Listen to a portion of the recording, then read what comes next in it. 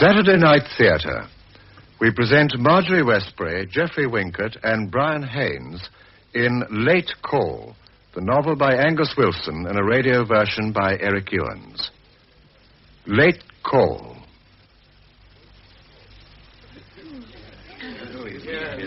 Putting up with an old man like me. Always a jolly one. Palmyra Court won't be the same place. Well, are we all met, as Bottom says in Act 3 of the dream? Oh, Captain Calvert isn't here. Where's the captain? My husband won't be coming. He had to go to his club. Well, let us proceed then.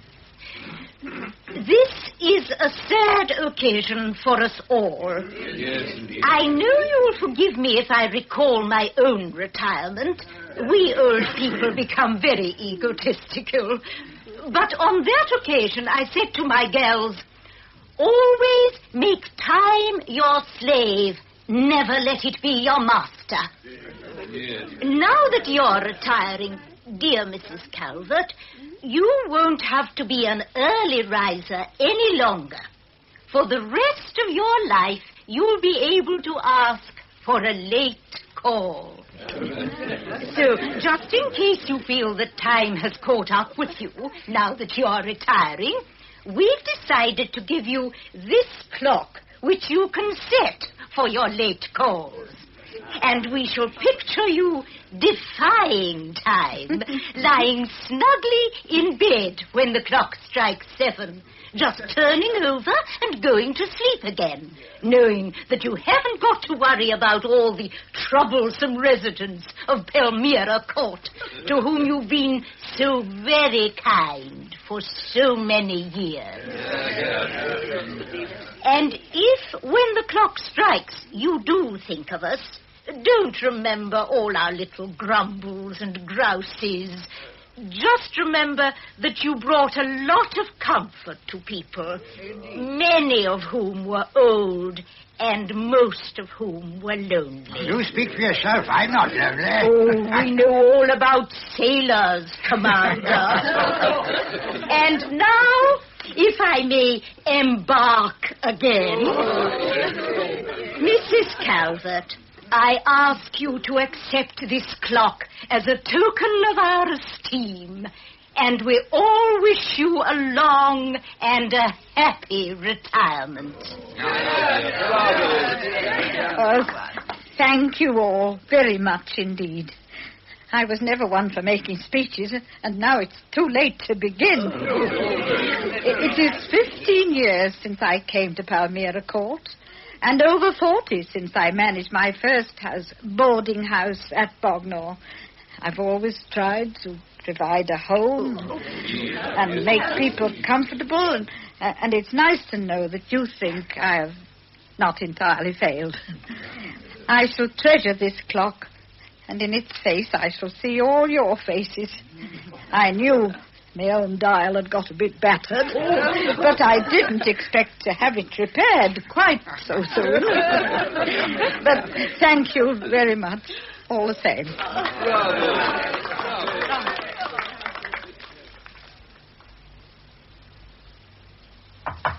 Come in. Ah, Commander, what can I do for you? Oh, excuse me, Mrs. Calvert. I thought the captain might be here. He's still at his club, Commander. Can I help? Well, it's not very... that is, you see... when will he be back? Does he owe you some money?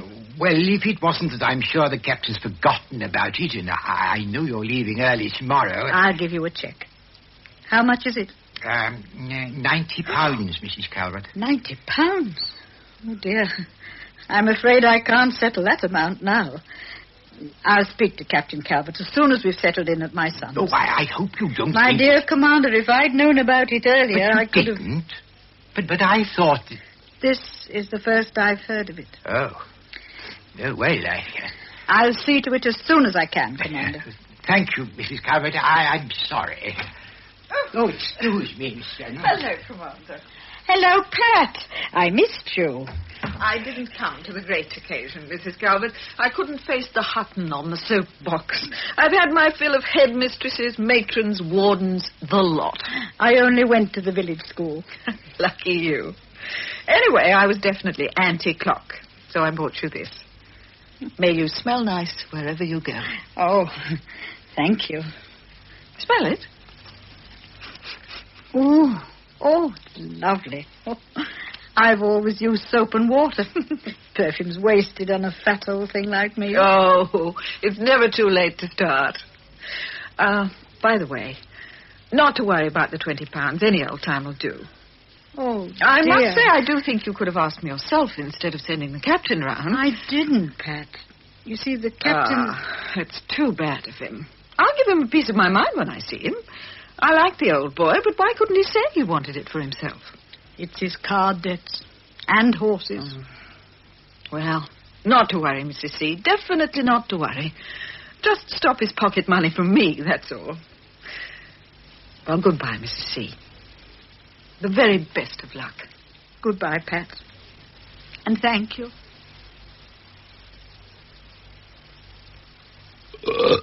Pardon. Oh, for God's sake, Arthur, get into your bed. I said pardon, didn't I? You always say pardon and then think everybody will forgive what you've done. Oh, go on, get to bed.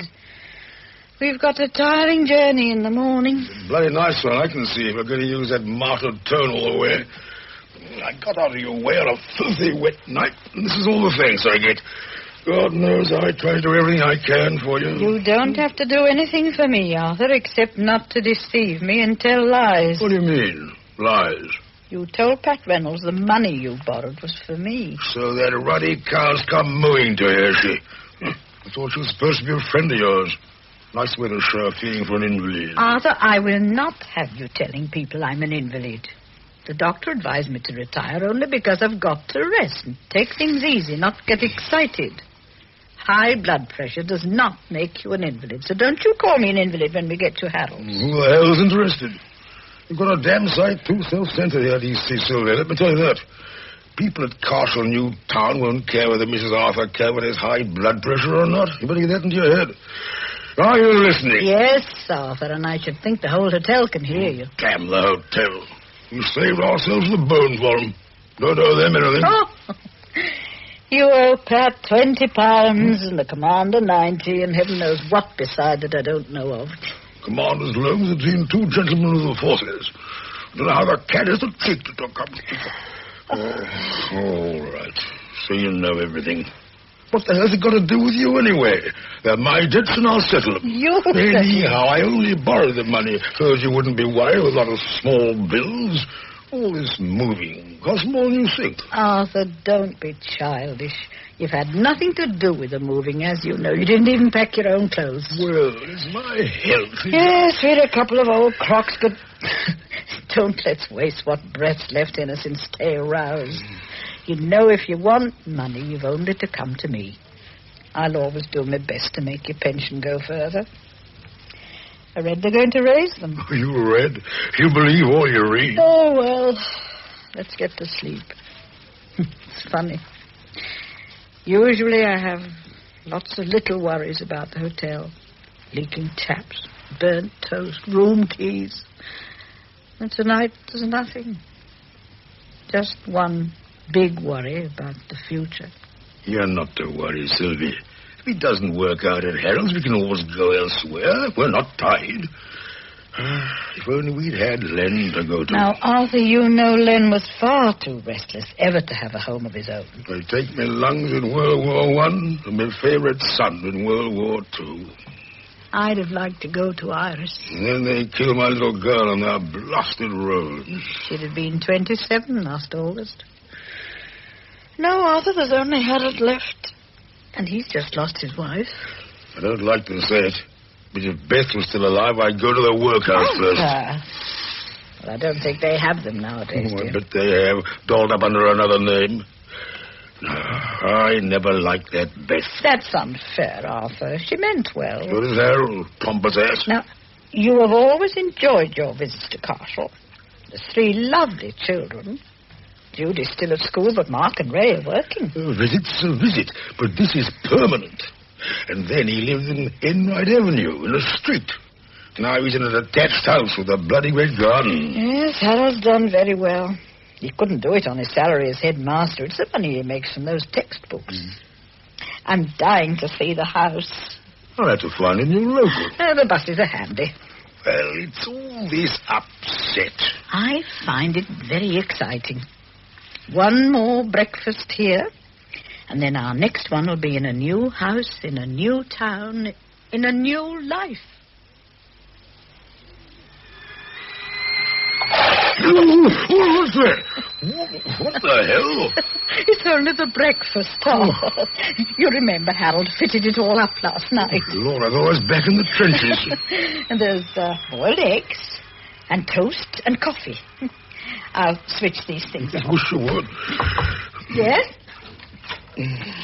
Get back to bed, Gran. I'll do it. Where has he put the trays? And how's my pretty little granddaughter this morning? Breakfast in bed. I've never had it before, you know, unless I was ill. It's Sunday, Gran. And anyhow, Dad thought you'd be tired after your journey. He set the eggs at 4 minutes. I hope that's right. Just right, Judy. But I ought to have been downstairs getting breakfast for all of you. After all, you're working the rest of the week. Your father tells me you're studying hard for your exams. Oh, so he's noticed, has he? He didn't mention it to me. Now, you just stay in bed. Watch out, Judy. You don't want to spoil your grandmother, you know. I never have. No. There you are. I'm sorry about this awful jelly marmalade. It was Mark's turn to do the shopping, and he's got terrible taste. Now, there's no hurry about getting up. Dad'll be up to see you as soon as he's finished. Bon appetit. French, if you please. Well, I like my little granddaughter. But what is all this nonsense? I never see such fiddle-faddle. Why's my egg wearing a pixie hood? To keep it warm. Well, I can't get it off. Oh, don't be so silly, Arthur. Oh, it's all very nice. Very nice. It's like being in a baby chair again, all strapped in. And the egg spoon only holds enough for a baby anyway. Oh, I can't eat this dribbling muck. That machine doesn't know what 4 minutes is. Eat your toast, then. It's too fat. It doesn't taste like bread. Oh, how do I get out? Wriggle under? You just unclip the bed table. I think Harold's coming. Come in. Come in. Good morning, good morning. How are we all today? Sleep well? Very nice breakfast, Harold. Very nice. First Sunday in the month. Judy's on duty today. It's a nice room, isn't it? Well, I only hope Beth's choice of mustard with white isn't going to prove too much for you, Mother. It wasn't really intended to be lived with for life. rather hot stuff, isn't it? My dear Dad, if there's anything you don't like, it goes out. It's your room. But we'll have to keep the wallpaper for the time being. Oh. Though, as far as I can remember, you were never very choosy about how Mother's rooms were furnished. Oh, Dad'll be all right with the yellow. My sight won't last much longer anyway. Oh, what a misery you are. I've left the minimum of furniture in here so that you can have plenty of space for your own stuff when it arrives. It's very nice, dear. I don't know how we shall live up to it. Do you, Dad? Oh, we'll live up to it, all right. Your mother's as pleased as punch, really, Harold, and so am I. Good. That's that, then. Well, come down when you're ready, and if you've rested enough since you arrived, we'll tour the estate. Now, take your time. No need to hurry.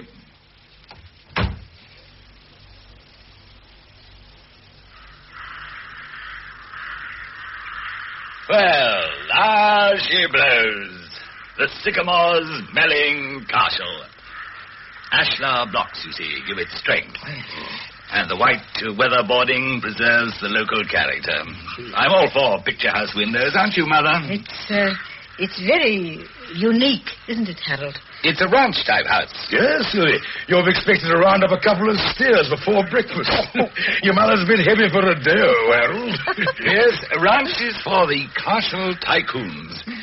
They were built to try and persuade our industrial executives to stay in the community. But, of course, most of them prefer to buy up the local rectories and manor houses. That's the great problem here at the moment. The Good Child's Meadow affair. Oh? But you'll hear enough about it from me later. Suffice it to say that the government has set up an inquiry commission, and I'm keeping an eye on them. That's the stuff to give the troops. Oh, there's enough of us to fill the present number of houses. We're as tycoonish as the new town intends to accommodate. Among them, your ever-loving son, the textbook tycoon. I think it's a lovely house. Now, over here, on this side of the house, we're on the very outer edge of the whole new town, Mother. Are you? There's a circular road in the dip there that joins up with the trunk road, but you can't see it. All you can see is the country. And on the other side of those hills is the Midlands. The Midlands? I've always lived at the seaside.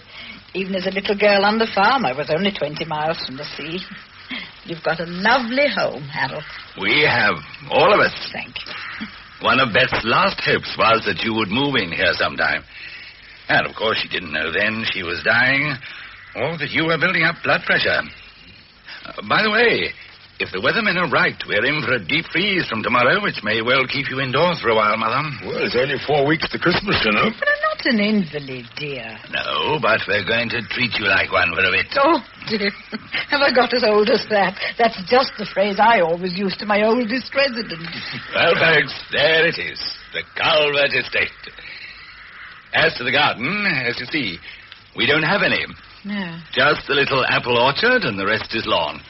And that's electrically cut. Oh, by the way, Dad, it's lucky for you that you've come at this time of year. Otherwise, you'd have to add the electric mower to the many infernal machines we're going to instruct Mum in later on. There's one damn machine I'll never use, and that's certain. It's never too late to learn, Arthur. I can guess, Dad. No, we won't confiscate your old cutthroat. No, you won't. Now, let's go in and see if those lazy biters are out of bed yet. Unless one of them is on breakfast duty, they can lie in a bit on Sundays, but it's after 10. Beth and I were very un-English about gardens. We were far too busy to bother with one. Far too extrovert, I suppose you might say. Introversion! Extroversion! Now, so you're up at last. We're down. And when we're only halfway up, we're neither up nor down. Good lads. They know their drill. And our onions, Grandad. Perhaps you know something useful as well. We're very well placed for the buses when you want to go to the town centre. Mm-hmm. Tell your grandmother the bus times, Mark. Buses for what and where? Oh, don't worry about me. I can find out the times for myself. I've still got a tongue. And now, if you'll just show me what needs doing, I'll get on with it. There's nothing for you to do, Mother. Judy's cooked today. And in any case, you haven't been introduced to our electronic monsters yet. But, Harold, there must be something I can do. Will you all be ready to eat at 1:30? Ah, Judy, I was just telling your grandmother that you were cooked today. Do you always cook in a hacking coat and riding breeches? Caroline Ogilvy is going to let me take Punch out for a ride after lunch. Caroline Ogilvy, whoever she may be, no doubt lunches. We low, common people have dinner, don't we, Mother? No, dear. My life has been spent in hotels, and we always lunched. Humpty Dumpty sat on a wall. Humpty Dumpty had a great fall. All the king's horses and all the king's men. I couldn't put Humpty together again. Perhaps Punch is one of the king's horses, Judy. Well, I want to find out what happened to the nags I backed yesterday. Did you take the Sunday papers, Harold? Beth liked a cross-section. You'll find the best sporting one in your room, Dad. Oh, I'll toddle upstairs then. Don't forget, Grandad. Lunch at 1:30. I never miss a date with my pretty little granddaughter. You can tell your grandmother the bus times, Judy. All I know is that they leave from Tidsbury Crescent Avenue. As I was responsible for the completion of the gazetteer of Carshall Streets, I suppose I may be expected to know the difference between Tidsbury Avenue and Tidsbury Crescent. Yes, you may. But one glance in your gazetteer shows that you don't. Who dares attack the faithful gazetteer? Mark Calvert, my lad, you'll come to no good. The book we studied at our dear old mother's knee. Ray's made a gaff. Your mother was the last person who would want a special hush round her name when she's dead. Do try to be natural. Being natural, then, I point out that you'd send poor Gran halfway round Carshall if she followed your advice. You should stick to textbooks. Have you read them, Gran? No, dear. Can we place your order for genuine filthy books, madam? Sex in the Schoolroom. That's one of our most successful titles. I really don't know. Or Try the Head in His Harem. Calvert's Corruptors. Guaranteed a dirty word on every page. I suppose you think you're being very clever about Daddy's books. Well, at least school teaching is an educated profession. Thank you, Judy, for that testimony of status. But I think I'll belong to the modern world of electronic engineers and fabric designers rather than pretend to gentility with family solicitors and private school headmaster. Yeah. Oh, don't think I was suggesting that being a secondary schoolmaster is any great shakes. And talk about pretension. What about describing Ray as a fabrics designer? He's in the rag trade. Up to the neck. Electronic engineers, indeed. Mark's only an apprentice. Silly little schoolgirl. Now, boys, you leave my Judykins alone. We women must stick together, mustn't we, Judy? I must get the lunch. Yes, we mustn't keep Punch waiting. He's champing at the bit. I bet you couldn't ride a horse. Lout. The girls' county high suffers from a peculiarly virulent form of conjunctivitis. Status snobbery meets there with social snobbery. I'm afraid it sometimes affects Judy's vision. Now, let's find out about the bus times. Oh, not again. Gran says she'll ask. I suppose you're going to produce computers that will make foolproof maps and timetables. How did you guess? We're working on them at the moment. And to replace headmasters. Eliminating the purely hackwork type of manpower, in fact. Well, if you want to be in at the death, you'd better brush your ways up a bit and get through your exams. Otherwise, you may find Electrometrico have eliminated you before your apprenticeship's finished. Don't worry. We'll probably all be eliminated long before then. Oh, no, not again. Not the same old cry. And you call yourselves the cool generation. Can't you even discuss the times of buses without whining about the bomb? Come on, Mark. Let's leave him and go for our Sundays. I suppose it's best. Don't forget, we eat at 1:30. Oh, my timetables. Meat it is. I set it down. Yeah, but you never know with Judy. It could be fish. Oh. Well, Mother, what are you thinking? Oh, Harold, you're all so clever, I'm quite confused. Nonsense. Arthur and I were never clever. We were never anything, really. Oh, you know that's not true. I can't even tell whether you're quarrelling or not. When I think you are, you all start laughing. Well, sometimes I'm not really sure myself. And I feel so helpless. This is the first morning of my life when I've had absolutely nothing to do. Not a single thing. Now, don't blame us. The doctor said you were to take things easy. Oh, I don't want to dig the garden or carry our furniture upstairs when it arrives, but I must do something, Harold. You just take it easy for a few days, Mother. The old man seems on top of the world. Oh, he's impossible. It's quite impossible. There's just one thing. I've got a responsible position here. I'm one of the leading citizens. I can't have him trading on it. Oh, we won't, Harold. He's settled down a lot since the bad years. Really, he has. I'm glad to hear it. I can't have any bother now that this Good Child's Meadow business is coming to a head. No, Harold. And now that you've had a look at them, what do you think of the offspring? Judy's grown into a very pretty girl. Pretty? She's very like Beth, Harold. Very like. In character, I mean. There'll never be another Beth. No, Harold. You may have noticed, Mother, that in the opinion of the younger generation, I'm a monster of obstinacy and insensitivity. Well, they may be right. It's been the greatest happiness to me that they should have turned out such rebels. I think you'd find the whole thing would come to you much more easily, Mother, if you really tried to grasp the basic principles on which electric cooking and heating rest. Now, this is a super kitchen. I'm awfully stupid, Harold, you know, but I've still got a very good memory. I think if you were just to show me the various switches with that chart you gave me, I could pick it all up for myself. I've got a very good sense of timing. My dear Mother, with an auto timer, there's no need to have a sense of timing. No, dear. Now, take this meal we're cooking this evening. Of course, it's not a normal meal. I specially designed it to illustrate all the equipment. Now, the goulash in your top oven. And just for this evening, an example of conspicuous waste, an apple strudel in your lower oven. Of course, that's really reserved for the big fellows, turkeys and such, and for any fiestas. We'll bake there for this little party we're giving for you before Christmas. Party? Oh, Harold, you never told me. Just a few young folks to meet the old folks. Well, you'd call them young. The Bartleys and the Cranstons. Oh, and Sally Bulmer. She's the local welfare officer. We're on all the same committees. It's very sweet of you, Harold, dear. I don't know what to say. I'm afraid your friends will be most disappointed. Your father and I are not much good at parties. Nonsense. Though you will see the old man smartens himself up a bit, won't you, Mother? Oh, he's much better at parties than I am. Now, concentrate on the drop-in hob. Drop-in hob, yes. Now, soup for Dad on the thermostat. And on the 2 hob points, 2 veg for my conservative-minded parents. Thank you, dear. And now, a special treat for Dad whose true blue palate can't take goulash. A half chicken for the grill. Oh, Harold, that's too much. Well, frankly, I shouldn't have pandered to him like this if it hadn't been a very useful way of demonstrating the rote roaster. Oh, yes. Now, let's concentrate on the job in hand. What do you do with the auto timer? But I don't need the auto timer at all, do I? Why not?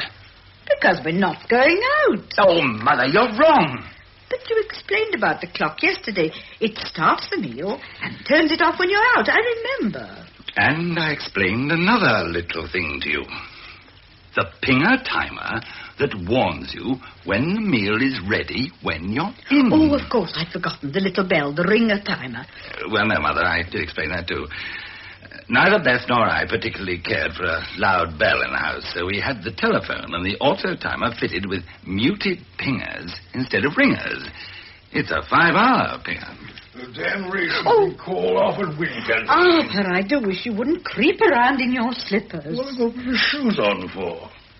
How's your mother getting on with all this electric lark, Harold? It'll take time. Harold's showing me how to use the 5-hour pinger timer. Pinger-ponga. You say 5 hours? I don't know, wait 5 ruddy hours from the grub, thank you. Oh, Arthur, don't be so silly. Of course, dinner won't take that long to cook. The clock hasn't anything to do with 5 hours. It's just its name, isn't it, Harold? No, Mother. Dad, you're going to have half a grilled chicken to yourself. Oh, good. Don't forget the Worcester sauce. What I'm looking for now is a bottle of beer. It's no substitute for me evening pint, but if I toddle down to the local on these icy roads, I'm liable to go ask them a tip. Yeah, help yourself, Dad. It's in the fridge over there. Oh, I thought that led to another room. I wouldn't like to be locked inside this lot. Why the hell don't you put all this stuff outside in the frost if your aim is to freeze the taste out of it? Oughtn't we to warm the plates, Harold? Yes. Now, see if you can manage by yourself. Now, let me see. Look, Dad, all this space for plates. Very nice. Where do you keep the beer mugs, Harold? On the shelf over there. Now, Mother, what do you do next? I thought I was finished, Harold. You've forgotten your warm drawer switch. Shame on you, Mother. Whatever else you do in this weather, you must keep your drawers warm. Got a running great head in it, this stuff. Well, chin. I'm off. The old man's a bit crude at times. Well, we've got an hour to kill before we grill the chicken. Shall we do a general run through the whole works? Oh, yes, Harold. Everything from the deep freeze down to the mixer was Beth's own choice. This whole kitchen is a beautiful memorial to Beth. Mind you, she was no slave to labor-saving devices. She always had taste. No mayonnaise is ever made in a mixer in this house. She had an infinite capacity for patience. She never seemed tired. After a whole day on the bench, dealing with cases that rent her heart and wore out her patience, she still gave the rice 6 separate rinsings. There was never any starch left in Beth's rice. Anyone in? Oh, hello, Dad. Didn't think it was your turn. Hello, Gran. Hello, Mark, dear. I shan't be in to supper, Dad. Why not? Evening school. I thought we were agreed that we'd fix supper time to suit evening classes. Yes, well, it doesn't. You're trying to fit in some meeting to save the world from devastation before you go to the tech. That's it, isn't it? My dear boy, can't you tell me? We can agree to disagree, surely. Anyway, what are you doing in here? It's not your domain. Your dad's been giving me another lesson. Oh, take no notice of him, Gran. Just push the knob you like and hope for the best. Don't let him treat you to his little hobbies we never do, none of us. The great student of social trends. And to hell with the principles of electricity. Don't use that language before your grandmother, please, old man. Then I'll use it elsewhere. Ta-ta! Don't you trust him, lady. You does what you wants, how you wants. Oh, hello, Ray. All dressed up and somewhere to go. Works dance. Cheerio. Dan the bomb. Oh, he's been at it again. So long. You've been holding forth again, Dad. I know the look. Word drunk, that's him, Gran. What was the lesson for the day? Your father's been showing me how to use all these wonderful gadgets. Only I'm so slow to learn. Oh, never you worry, Gran. I know all the magic words to charm the monsters. I'll bring me wand along and teach you all the spells. Anyway, these monsters will be out of date in a year. So much for you, Dad. You're dismissed. Oh, Ray, please. Word drunk, that's him. Oh, Father, dear Father, come home from the soapbox. The principles of electricity. Gran's beginning a new course from tomorrow night, and it'll all be done by flare. That's all very well for you ex-art school blokes. You can use mumbo-jumbo, the artist's intuition. But your grandmother's never studied art. She doesn't need to. She's a picture all to herself, aren't you, love? Oh, thank you, dear. Well, that's settled. 6:30 in the kitchen, and the password's spaghetti bolognese. Now, how do I look? You look really smart. What is it tonight? Works dance. Dancing with our director's wife. Mm-hmm. Hey, come along, love, and be Twister Tool's dancing grandmother. Lucky her. Who? Oh, you mean our dear director's wife. Yes, well, I mustn't keep her waiting. Yeah, where's her ladyship? She promised me a buttonhole. Judy's hobnobbing with her county friends. Well, if that's the stink she likes, let her breathe it. I'm off. Don't wait up. Enjoy yourself. Bye. Bye. He's a good lad, isn't he, Mother? He must be a great favourite with the girls. Oh, that charm would have spoiled anyone else years ago. There isn't an activity here he doesn't take part in. Sports, dancing, acting, the lot. Of course, he has a natural ease. I watch him walk into a room sometimes, and then I think what an effort it always cost his mother or me to go out to parties. He must inherit his charm from Arthur. He's always at his best at parties. Well, Mother, your party will be very informal. I won't introduce you all at once. Just circulate. It's no good, Sylvie. I can't live here. You'll have to tell Harold. We'll leave as soon as Ruddy Christmas is over. Well, we've only been here a week, dear, and the weather's been so bad. A week too much as far as I'm concerned. Now, Arthur, I feel a bit lost, too, with nothing to do, but it'll be different as soon as our furniture's arrived. We can make our room like home then, all our own things. You'll have your own old comfortable chair instead of these yellow and black tubular things. They don't even cover your bottoms. It's because I'm fat that Dr. Pearson made me retire. Oh, it will be nice when we've got all our own things.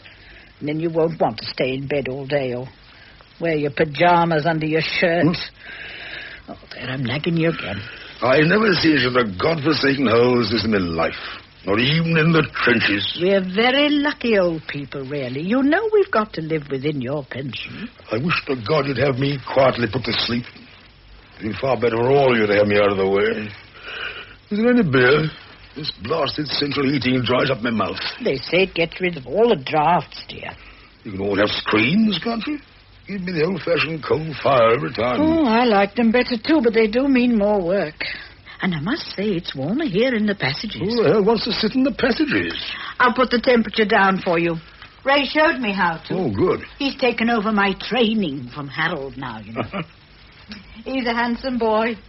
You can tell what a flirt he must be with the girls. I say, he looks like a girl himself with his long eyelashes and big blue eyes. Whew, it was at 70. What? I've turned it down to 60. 70? What does Harold think we are? Variety monkeys in the jungle? I think he's coming up the stairs. Well, I hope he breaks his neck. Oh, Arthur, really, you must be careful. Oh, I'm wearing my best smile. Are the old folks at home? Hello, Harold. I thought you'd like to see the proofs of the Christmas card. Remember last year? Oh, yes. There was a picture of a gigantic pudding, and you'd written underneath it, "Our monster pudding, but we shan't give Beth any." I had to have it explained to me. That was the year before last, Mother. Oh, This year's is a drawing of me wearing wings and singing in the bath, "Hark the Herald Angel Sings." There's a copy, Mother, and one for you, Dad. Oh, thank you. I tried to say how happy I am to have you here. It's a poor place, but I know. Or rather, not exactly that, because, as you know, the new towns preclude freehold. Yes, dear. It is a lovely home. I must say it's more like Englisman's castle and less like the snake house at the zoo. Now that your mother's been shown how to control the central heating. Mother, who showed you how to alter the thermostat? Ray did, dear. He had no right to. These gauges are very delicate mechanisms. And in any case, they should only be altered in October and March. Your mother and I suppose will be dried up to ruddy dust. Of course, if you find the house so uncomfortably hot, the temperature must be lowered. But I would like you to ask me first before. After all, I am the head of the house. I suppose you run the weather outside as well. When your furniture arrives and you've got your own room fitted up, perhaps you'll be good enough to set the temperature as you want it there. And we can adjust the rest of the house so that we don't all catch our death of cold. I'm sorry. I'm being absurdly pompous. Yeah. It's a matter of generations. You live in the glorious age of drafts. We don't. I can tell you, Harold, as soon as our furniture arrives, you won't see me again in your posh lounge. Not a single comfortable chair to sit on. We're in the house all day, you see, Harold. You wouldn't want us to be uncomfortable. I've got some work to do in my study. It's lucky I've kept an electric fire. I nearly threw it out. I didn't think it would ever be needed again. We must be more careful, Arthur. After all, he is our son. He'll be roasting himself to death. Arthur. Don't look so down in the dumps, for heaven's sake, Sylvie. Because young Master Harold's turned out to be the little twister he always was, we don't have to worry. I told him off all right.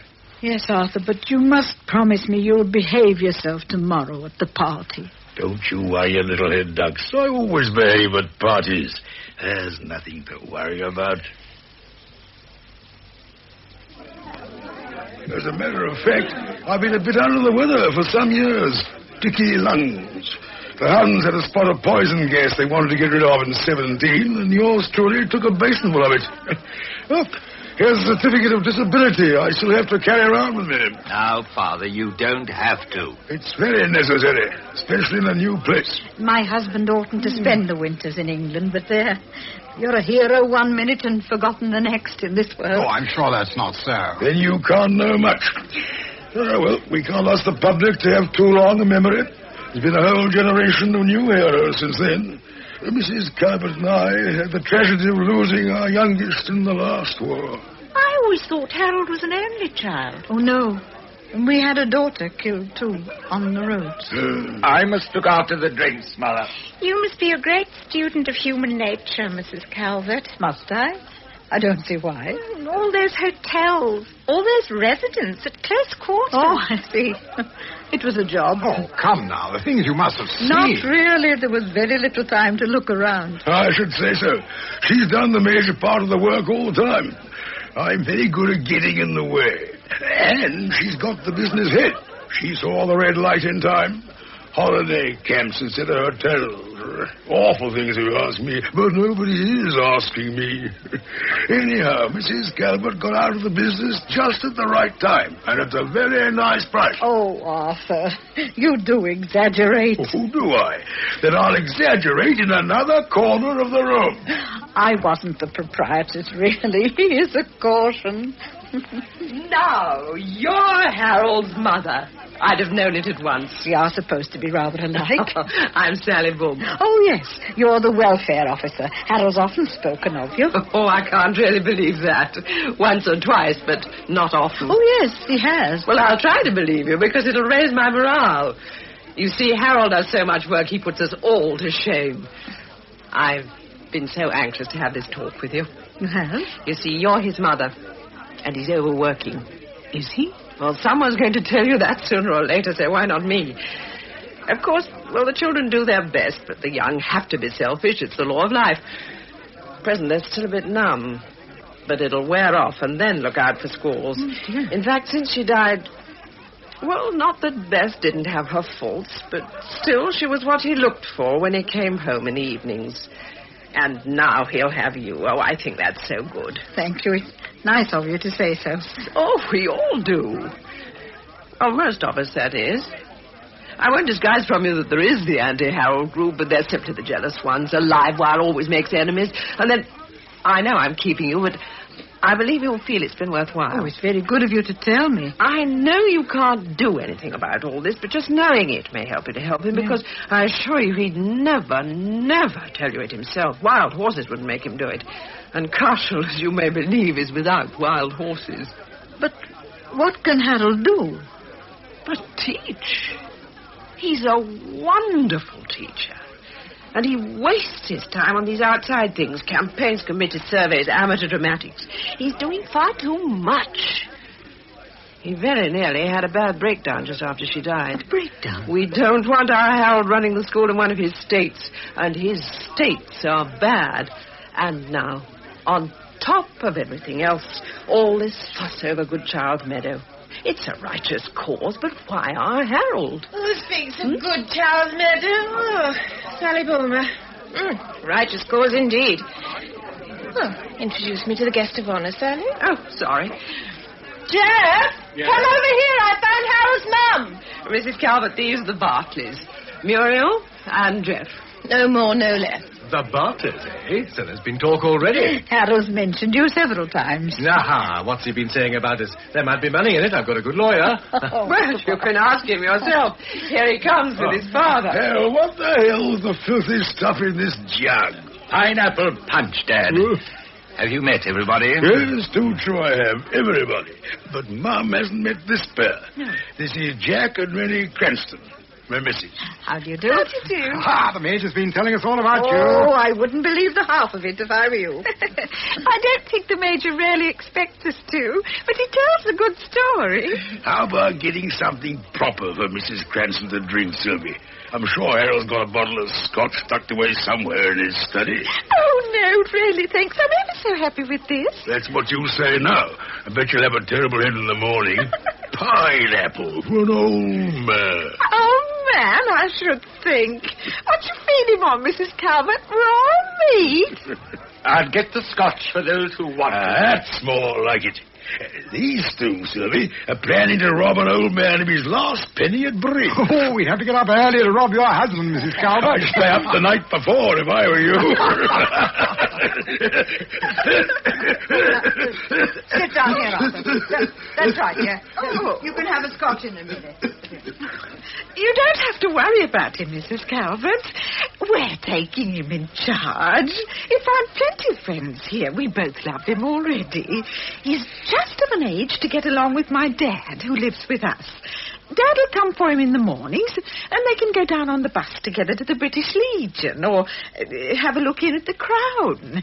Dad likes a bet and a game of cards, too. They'll make company for each other. Yes. Shall we call tomorrow? Not tomorrow, I'm afraid. I know that cough well. I've lived with it for years. My husband's in for one of his bronchial attacks. Oh. I could be nursing him for weeks. Oh, dear. Is there anything I can do? Nothing, Mrs. Cranston. I know how to cope. I'm very, very used to it. Well, now, Mother, how do you feel? Oh, I'm all right, Harold. That's not good enough, Mother. This is not just a routine inquiry. I really want to know. The old man's as fit as a fiddle, thanks to your nursing. In fact, he's quite a social success in Cashel. Keeps them all in fits of laughter. But you... Well, my blood pressure's gone down. I mean, how are you spiritually? Spiritually? Well, I was never very... Well, mentally, then. I want to know because, well, it's a sort of anniversary today. Is it? Sort of. It's no time till Easter. And you've been here just 3 months. Really? I'd never have guessed. Ah. Does it seem shorter or longer? It's hard to say. It's very important. All this problem of retirement and families has been grossly worked up by the professional sociologists. Well, they've been arguing. Some of the more practical of us have been solving it for them, haven't we, Mother? Yes, Harold. Good. So, it's time for a review of the situation. You seem to have gone downhill a little since Dad got up and about again. I do like to have something to do, Harold. The doctor? Oh, no, Harold. The doctor was most anxious that I shouldn't be idle. I've worked since I was a little girl on the farm. No worry. That's the thing to avoid. That and back-breaking work. The work here wouldn't break the back of a mouse. Mother, when your furniture arrived and you were settled in, I replaced Beth's name with yours in the family roster of housework. What could be fairer than that? But I don't do a full day's work, Harold. Beth had all sorts of other things to do. Why not let me do all the housework, except for the heavy stuff? It's the children I'm thinking of. They must pull their weight. Besides, everyone's a right to retirement sometime, even in Utopia. If only I could do something other than housework. Wait a moment. Can you type? Well, I wouldn't call it typing, but I used to do the menus and that if the receptionist was away. 2 fingers. Excellent. You could help Muriel Bartley afternoons, sending out campaign literature about Good Child's Meadow. I'm not at all clever. I can't take too prominent a part in this little public agitation, as Muriel knows, with my position as headmaster. Council might start objecting. But I still feel I set the thing in motion. It would be nice to know that one of the family's helping. Of course, I don't understand about it, but I'll do my best, dear. That's settled then. But Mrs. Bartley, shouldn't you ask? Muriel will do what I say. When can you start? Tomorrow, if you like. After I've done the morning shopping. Good. I'll tell Muriel.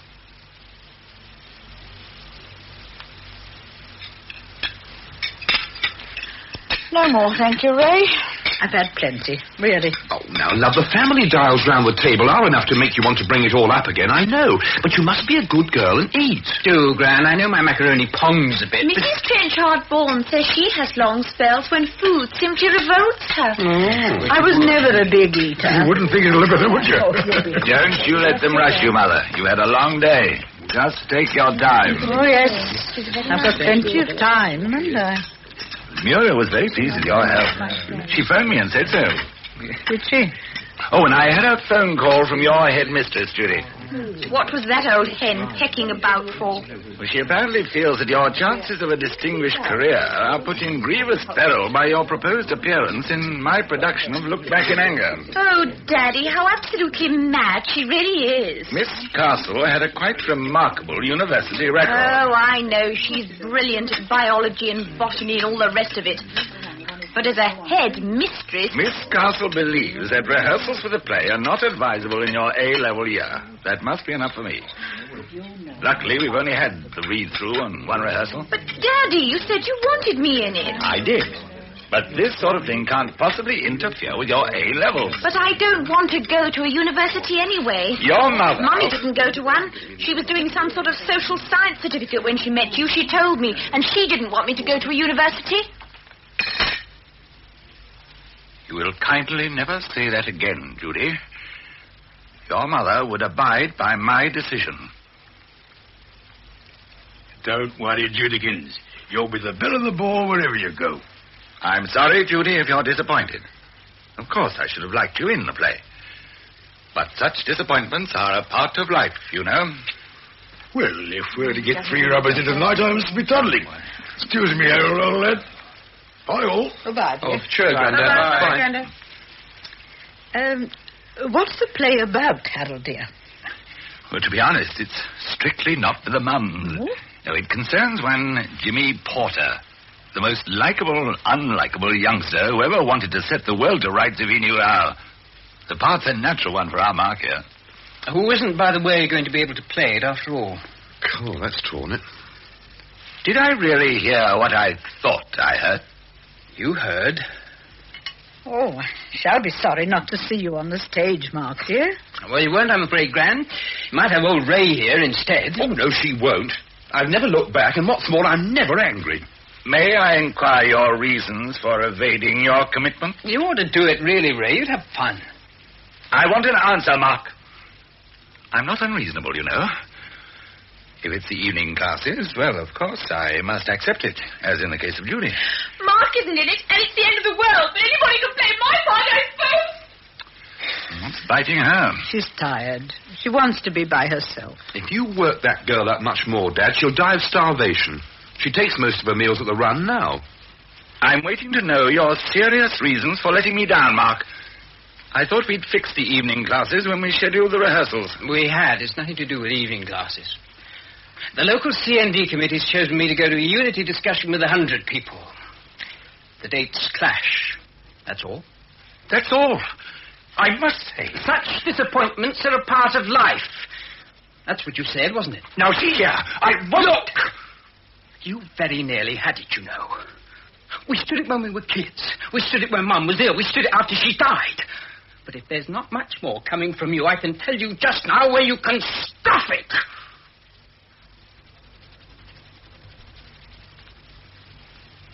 I'll go and stay with friends.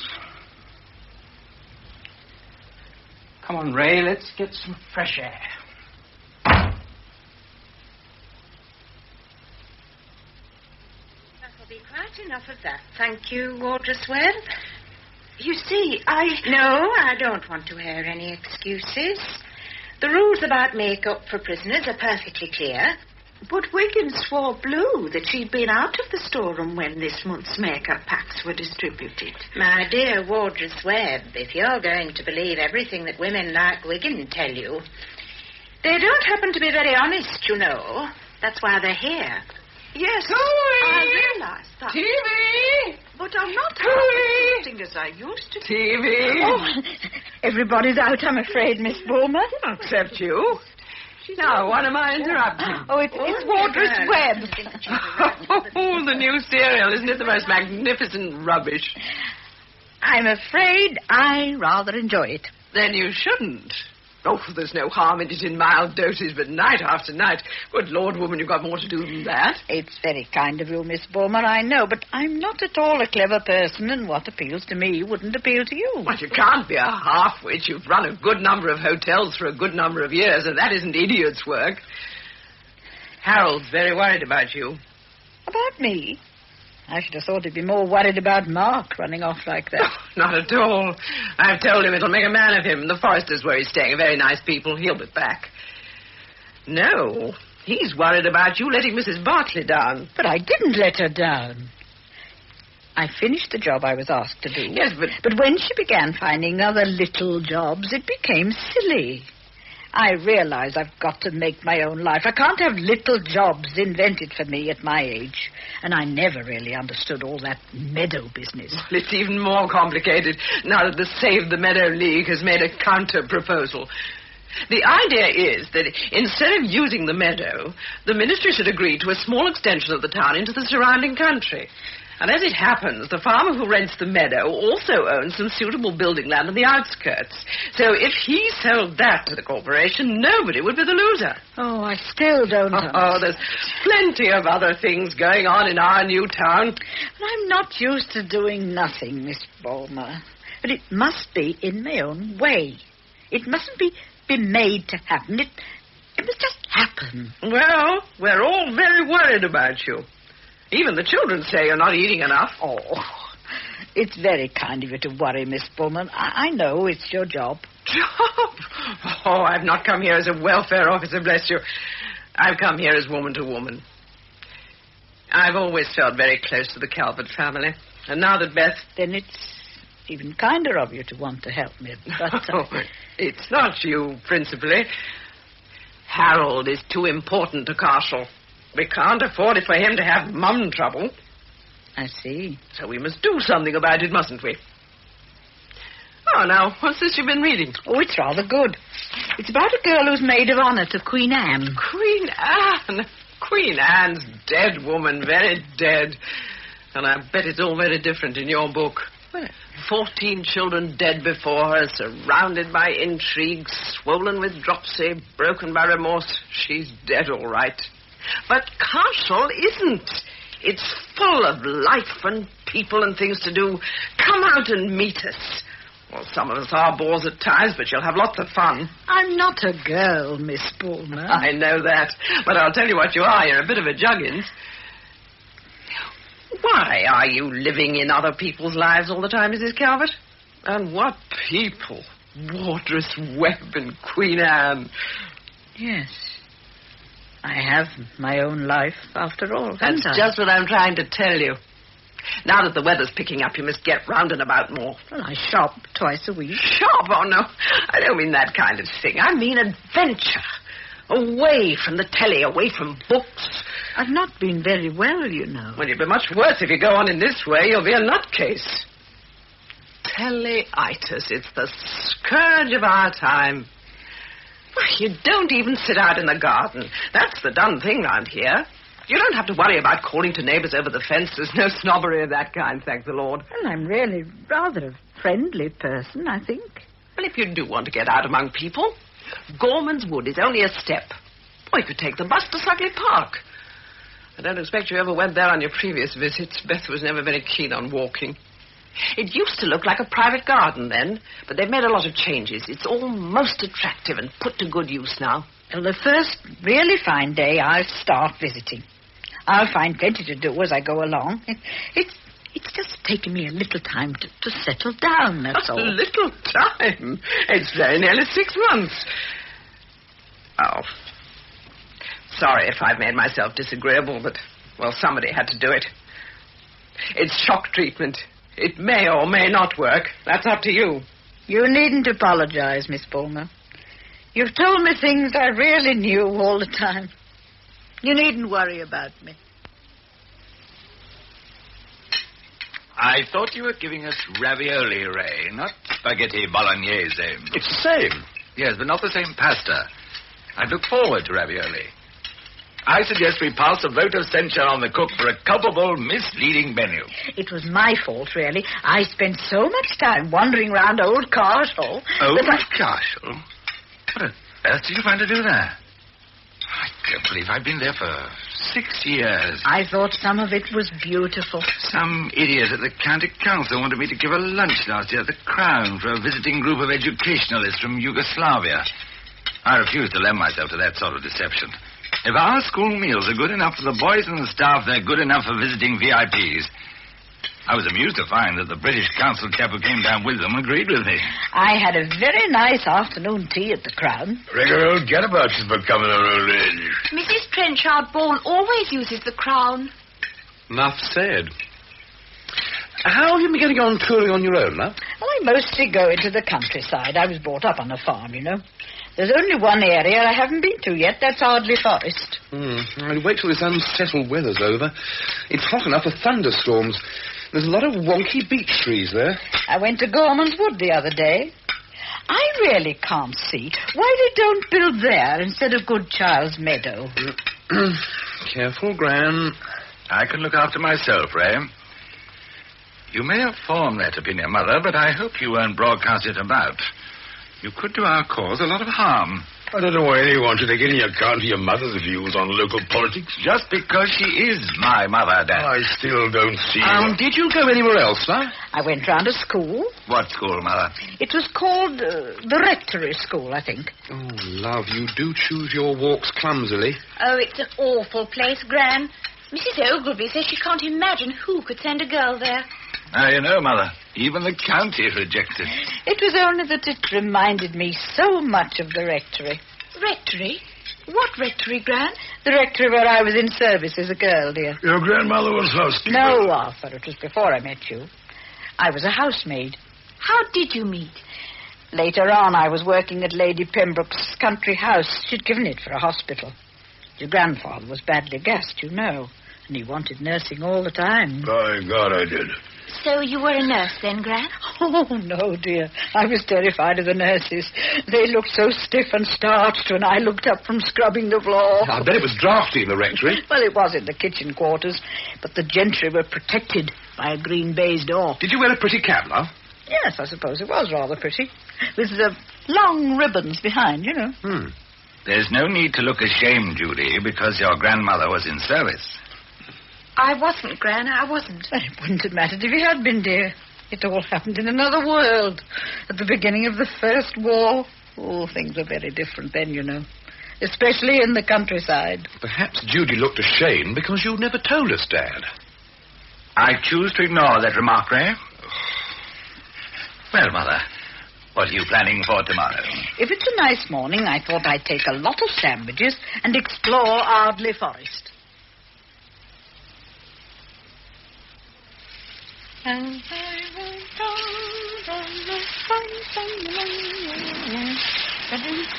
Oh, wretched rain. Arthur! No sense in shouting, I suppose. He can't hear. What on earth? Oh, the poor little thing. You must get away from that tree. Come over to me, dear. You'll be all right here. Come on. Oh, dear, she won't move. It's all right, dear. I'm coming. Oh, I do wish I wasn't so heavy.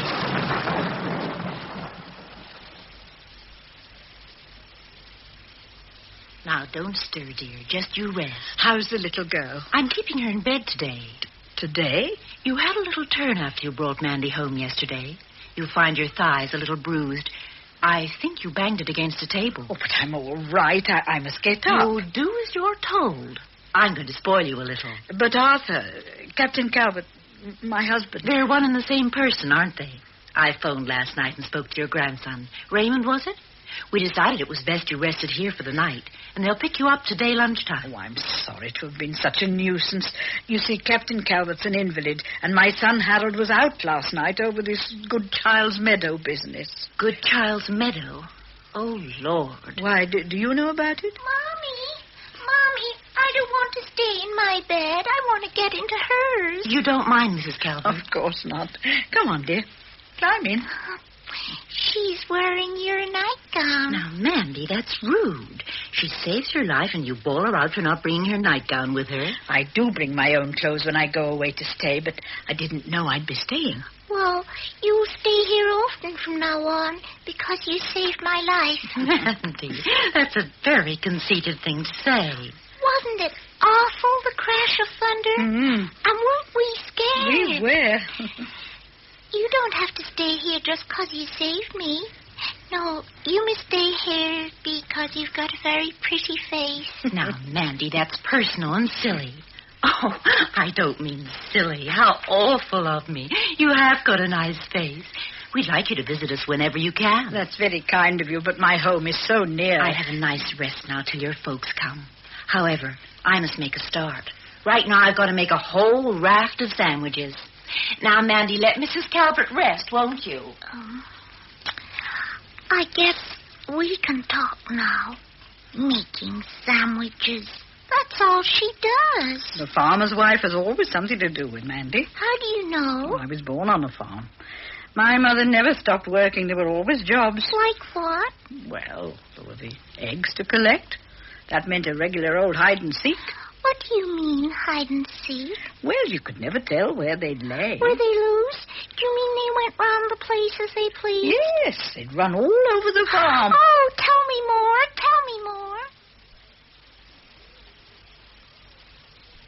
You're not still talking. Well, Oh, for heaven's sake, Mrs. Calvert. I don't mean you, I mean Mandy. It's getting on for 11:45. Oh, dear, the morning has gone quickly. They'll be here soon, and I'm not dressed. I'm not even up. Don't you move. You just stay in bed until they arrive, and I'll bring them up. Then we can all see how you feel. Mommy, do you know all the things she did when she was little? No, dear. You can tell me this evening. Please, let me tell you some now. You know, she used to think you could tell who liked butter by putting flowers under their chins. And she wore a pinafore and a straw bonnet, and donkeys wore bonnets, too. I think you better move in here, Mrs. Calvert. Visiting won't be enough. Ciao. Oh, come on up, Timbo. It's your house. Yes, Daddy, come on up.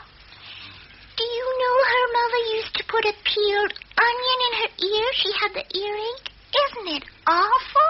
Is it all right, Mrs. Calvert? Of course, Mr. Egan. Do you think I'd ask you to come in if it wasn't? Oh, this is Mrs. Calvert's bedroom, sir. Daddy, she knew an old woman that had drunk soup made of mice to cure a cold. Good Lord. Timbo, I don't know the minds of the British. You banished Mrs. Calvert's thigh last night, and now you hesitate to enter her room. Oh, that was professional, darling. That was professional. maternal. Wouldn't you know right away, Mrs. Calvert, that he taught school? Really? Yeah. Gaines master at a boys' public school in Victoria. I used to think Vancouver was bad enough when Dad's firm sent him there from California. But Victoria? Oh, boy. Oh, very British. Thank the Lord his aunt died and left him this place. Good old auntie. I don't say I'm crazy about Britain, but my God, you should see the imitations overseas. I thought Daddy was cutting down trees when you met him. No, dear. You've no idea what he was like then, Mrs. Calvert.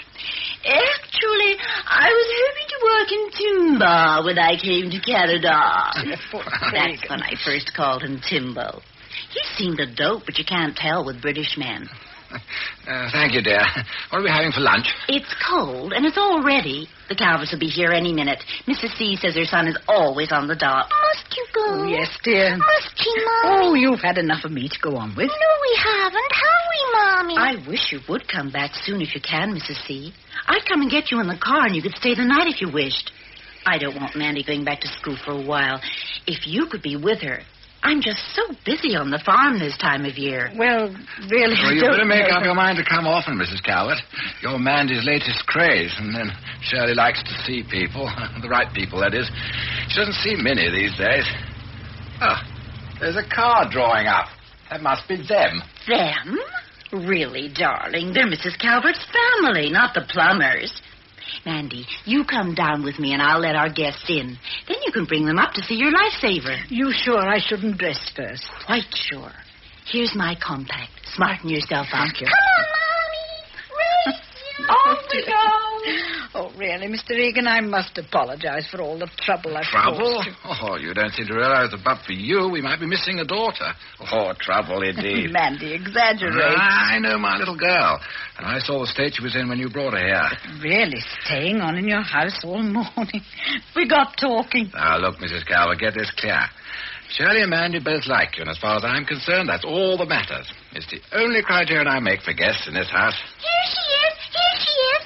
There was smoke, too, wasn't there? Yes, dear. Well, when he was nearly struck by lightning, there was only flame. That's what he said. Oh, Arthur. All right, old girl. Harold's parking the car. Got a kiss? Oh, don't be silly. Arthur, this is Mr. Egan. Oh, welcome to Murrell Farm. Captain Calvert, isn't it? Major. Thank God old Sylvia's all right. I don't want to go through another night of anxiety like last night. Oh, he's an old fraud. I bet he slept like a top. Not a wink.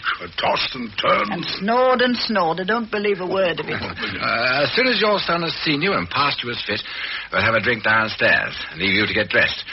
What will you drink, Major? I'm afraid the doctors made me cut it out. An occasional light ale. I have all the other vices. I keep cider for the men. Perhaps that would do. Here she is. Here she is. She saved my life. So, you're a heroine, Mother. This is my son, Harold, Mr. Egan. How do you do? Welcome. I've been trying to meet you for weeks, but you farmers are hard to trap. Do you realize, Mother, that Egan leases Goodchild's Meadow? He's a very important chap. I hope I can bring the wider issues home to you. I can't help feeling that Egan's not really pulling his weight. Technically, he's on our side. But he's had over a month to get cracking and nothing's happened. Well, he's quite honest about it. He's trying to keep his lease of the meadow only because it belonged to his aunt's family for centuries, and he feels she'd want him to try. He's offered a piece of his other land in exchange.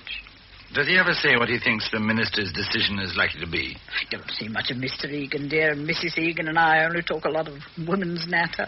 I have no idea how you pass the time. You're there about 5 afternoons a week. You seem to be a great favorite. They're very nice. As long as my gabble amuses the little girl, I spend most of the time with her. Really, it's like living my childhood over again. But, of course, much nicer. Nicer? Oh, much. I didn't have a very happy childhood. You've never talked about it. I've tried to forget it. It wasn't happy at all. I do hope they're not making use of you, Mother. They'll never know what they've done for me. Harold, don't you think you're doing too much about the meadow? All these committees. Did they tell you that? Of course not. Beth was very strong about the artificial division between town and country. Oh, God, Mother, how I miss her. And the children don't care. They don't miss her at all. Now, Harold, they're growing up, that's all. And I promised her on her deathbed that I'd keep us together. And now Mark... Oh, he'll come back. How do you know? I've seen him. You have? Yes, in Old Castle. Well, he's not going to use the place as an hotel. Who's that on the stairs? I thought Father was playing cards at the Bartlett's. Oh, it's Judy. Oh, it can't be. She's working evenings in the library. Her exams are almost due. Hello. Oh, Judy, dear, how pretty. Do you like it? Oh, it's lovely. Tangerine, isn't it? Mm-hmm. And where may you be going, young lady? Oh, it's an awful bore, really. It's the first barbecue of the summer. They're mostly rather awful, small farmers and people. But Mrs. Ogilvy says it's terribly important to rally round all the same. Go upstairs and get on with some work. Excuse me, Dad. Now, Harold, don't be silly, dear. You can make up for it later. I wish you wouldn't interfere, Mother. I must do what I think Beth would wish. Mummy liked me to look nice? Yes, dear. I am sure Beth would not have minded. Do you think... Are you sure? I've no wish to play the heavy Victorian father, God knows. If you think... All right, Judy. Run along. Thank you, Dad. Bye, Gran. Bye, dear. Well, Mother, I hope you've got your Chinese kimono, or whatever they call it, back from the cleaners for the 23rd. The 23rd? I know the 23rd isn't your birthday, but it's the nearest day to it that the Bartleys are free. And they've been so good at having Dad over for cards since the Cranstons became so impossible. Oh, yes. In any case, I thought you'd like another woman at the party, apart from Judy. Family occasions haven't been ideal lately, without Beth. Oh, and I'd like to ask Mark along for your birthday, if you see him. That'd be nice. He was asking all about the family when we met. Ruddy waste of time. Neither she nor Jeff Bartley can take anything on the chin. Oh, hello, Mum. They have no sporting easter between them, Harold. You're a bit inclined to think that nobody's a sportsman but yourself. My dear boy, I've had a long experience with the card tables, but I'm not going there again. There's some supper in the kitchen, Arthur. Oh, thank God for that. I hate that tiny sandwiches. Hardly a mouthful. Don't be bitter about the Bartleys, Dad. They're coming to Mum's birthday party next week. Oh. You better look out your pigtails. We're taking her to Chen Fu's.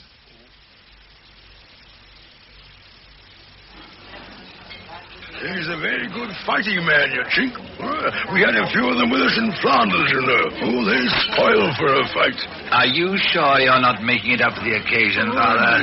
Having just consumed an exquisite Chinese meal. A case of food over mind, eh, Grandad? I always got on very well with the C&C. Yeah, oh, yes. You and Lord Kitchener swapped marbles as kids. I'm afraid that your knowledge of the war that made the world safer is a bit deficient. Kitchener was dead in 16. Oh, I say, we are going back to school. Don't forget Jeff's only a common Cockney boy. Well, being dead wouldn't stop him, would it, Captain, eh?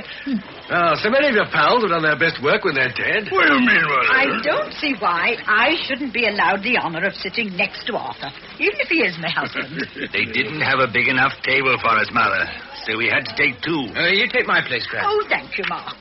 Yes, thank you. I don't often blow his trumpet for him, but in all my 65 years, I've never met a better storyteller, and I can't think of better company for my birthday. What you got? What's your lighter? Oh, carry on. Don't mind us. We're all right. She's getting proper shocking in her old age, isn't she? Oh, there you are. Birthday has its privileges. I'm awfully glad you were able to come along, Jeff. You and Muriel are not easy people to get hold of these days. Muriel's the one who carts me out every night. I'm a simple stay-at-home chap underneath the mask. And what a mask. Did you ever see such pouches under the eyes? But surely you're at home for your poker nights. We haven't had a poker game for weeks. But, Dad... I must have misunderstood. Oh, Oh, look at the lovebirds. They've forgotten all about us.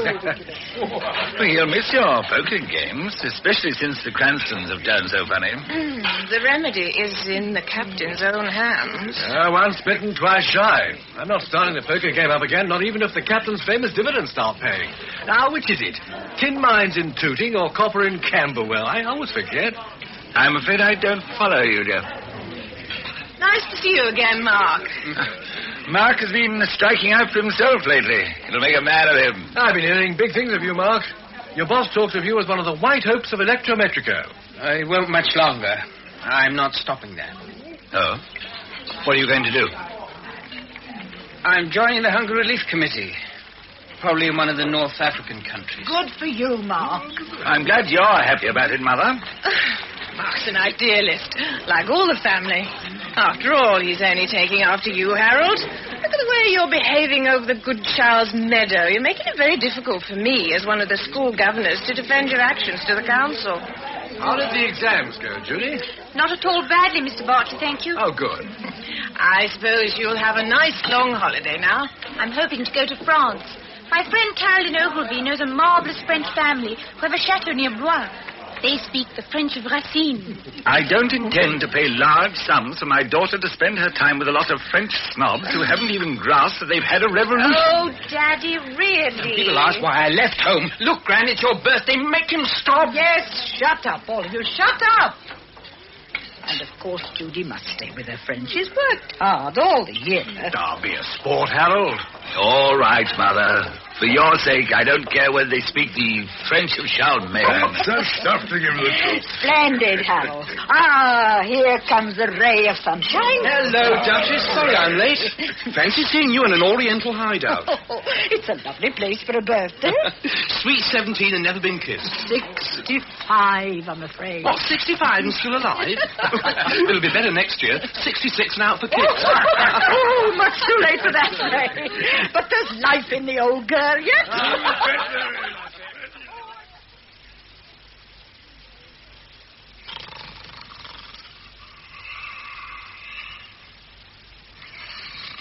I'm sure you heard what the Bartleys said at the party, but there's nothing we can't put right.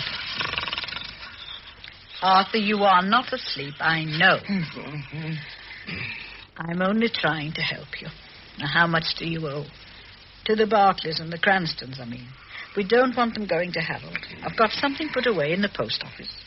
You had all the gratuity the hotel gave me for the bets at Eastsea, but there's what I've saved. That's right. Throw what you've done for me in the face. I can hardly breathe in this heat. I didn't mean to bring it up, Arthur, but do let me settle this. We've not got so many years left, dear, that we can afford to be miserable. We must start again. How much do you owe? About 150. Oh, Arthur. And you sure that's all? Apart from a tenner to our beloved son. And I'll pay them all as soon as I can draw the money out. What do you mean, you'll pay them? Very nice there to look. Mrs. Calvert graciously pays her husband's debts. I'm afraid that's how it's got to be. So you don't even trust me with a few quid? Oh, Arthur, I don't know how you can say the same things again and again after so many years. I suppose you'll tell young Master Harold of your wonderful generosity. That's one thing I'm not standing for. My charming son looking down his nose at me. Can't even part with a tenner without a sermon. He's generous in other ways, dear. Mm-hmm. You must realize we just haven't got the money for cards and horses and that. If I'd had a bit of capital, Sylvia, this last month I could have covered my losses and come out with a small fortune in the end. I'm sure you could have done, Arthur, but we haven't got any capital. Now, go to sleep. I tell you this, Sylvie. If it wasn't for you, I wouldn't care a damn if I went tomorrow.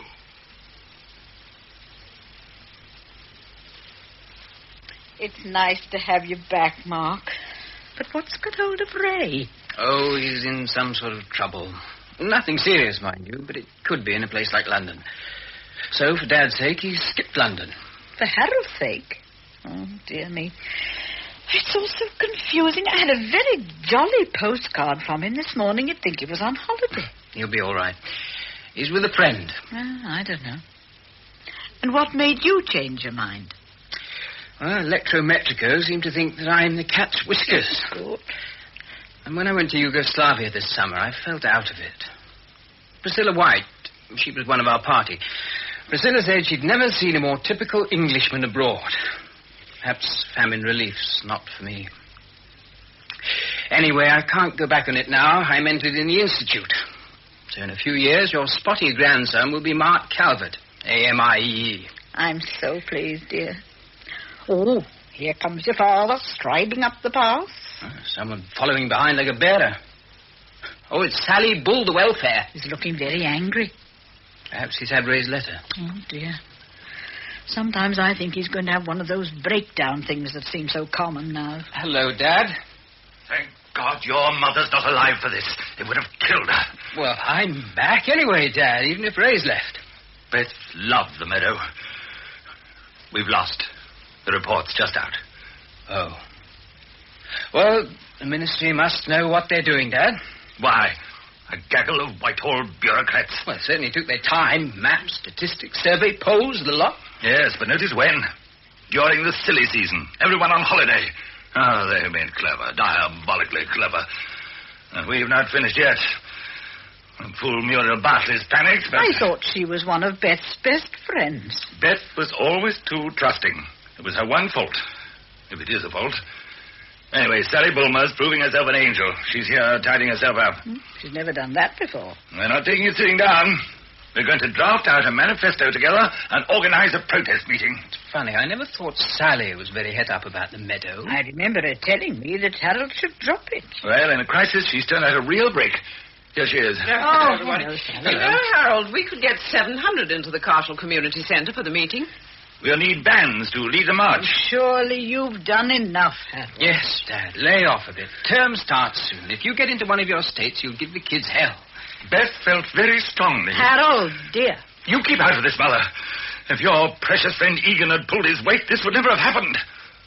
That's unfair, Harold. You should have urged him on. Don't bully your mother, Harold. Oh. Good morning, Captain. The slippered pantaloon, eh? Is it? If this ruddy rain goes on, there won't be any play at Old Trafford.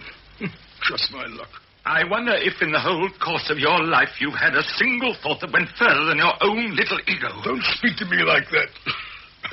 I've been pushed around enough as it is. I'll speak exactly as I choose. I provide you with a roof over your head, and you come here and quarrel with all my friends and borrow money from me and God knows what else. You'll be ashamed later, Harold, to have spoken to your dad like that. Fancy talking to the poor old chap like that, as if he had anything to do with the meadow. Would you mind keeping out of my family business, Sally? Oh, don't be such a pompous ass. You'll be grateful to me one day. I can see I'm not wanted here. Don't worry about him, Arthur, love. You ought to have given him more hidings as a boy. He's been too well cushioned all his life. You hear that, Dad?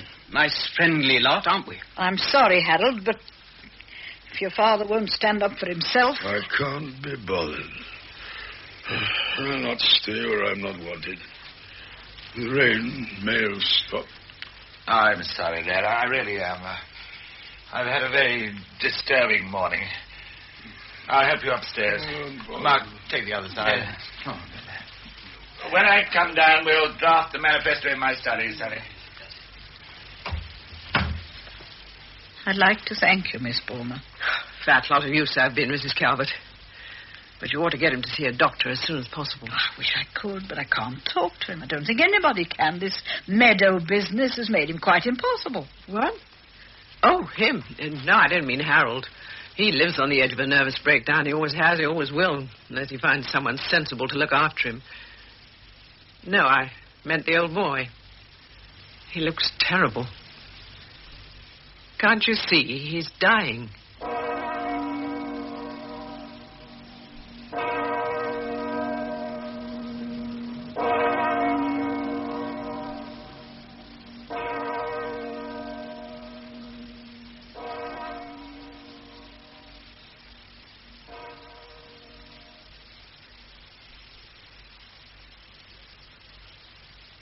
Well, Mother, here we are.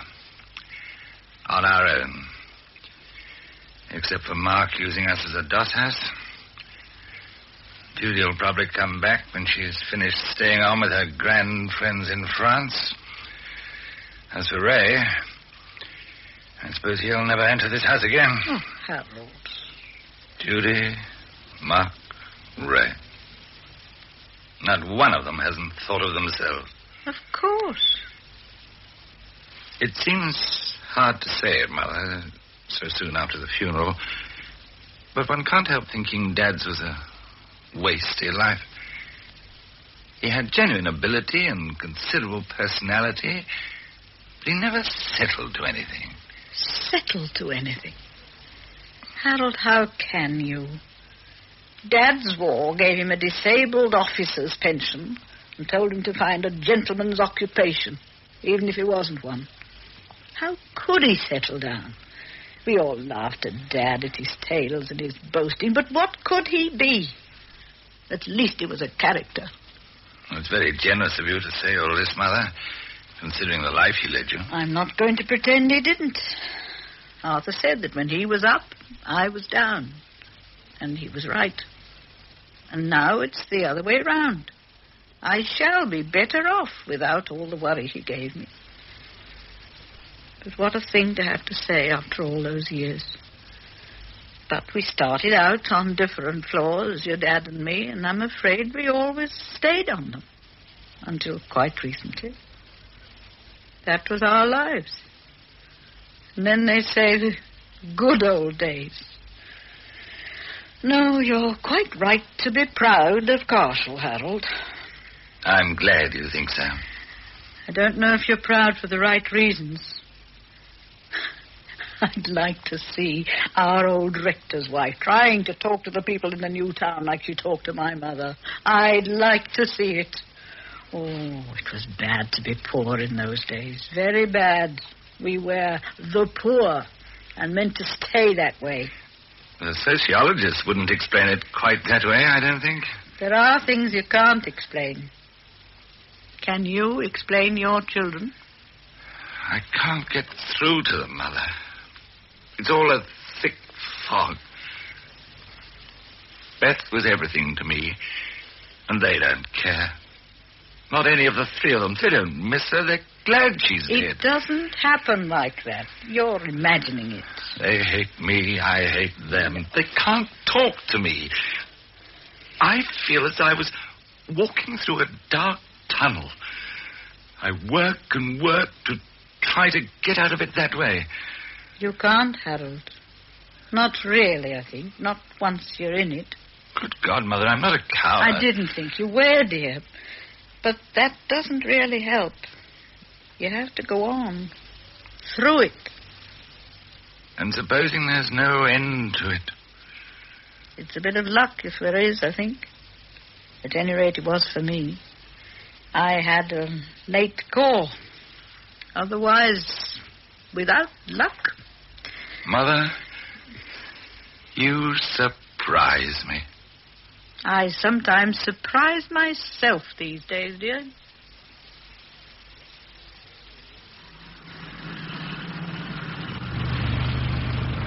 Mrs. C? Mrs. C? Shirley. Can I take you home? Oh, that would be nice. Oh, get in. Oh, what's your hat? Okay? Yes, thank you. We haven't seen you since the funeral, Mrs. C. Why hadn't you been? Oh, Mandy's tired of an old woman like me. That's true.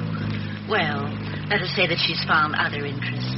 But I haven't tired of you or Timble. You're very kind. So you must start your visits again, promise? I promise. And you mustn't mind if the red carpet is replaced by an ordinary rug. I prefer it.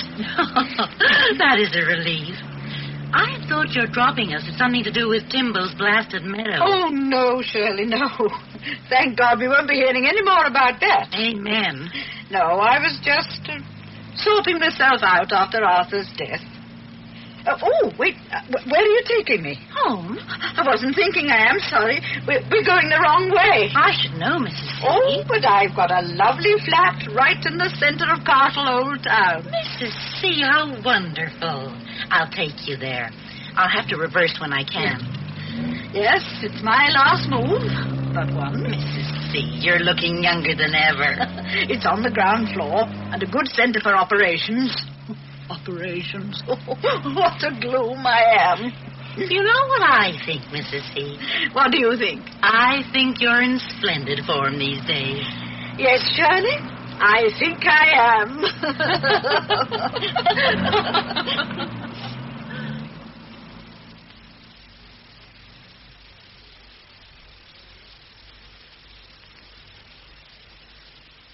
In Late Call, a radio version by Eric Ewens of a novel by Angus Wilson, the part of Sylvia Calvert was played by Marjorie Westbury. Captain Arthur Calvert by Geoffrey Winkett, Harold Calvert by Brian Haynes, Mark Calvert by Alaric Cotter, Ray Calvert by John Rye, Judy Calvert, Susan Maudsley, Sally Bulmer, Pauline Letts, Jeff Bartley, Peter Tuddenham, Muriel Bartley, Jan Edwards, Shirl Egan, Anne Murray, Timbo Egan, Frederick Treves, and Mandy, Hilda Kreisman. Other parts were played by Maddie Head, John Brining, and Hilda Kreisman. The play was produced by Norman Wright.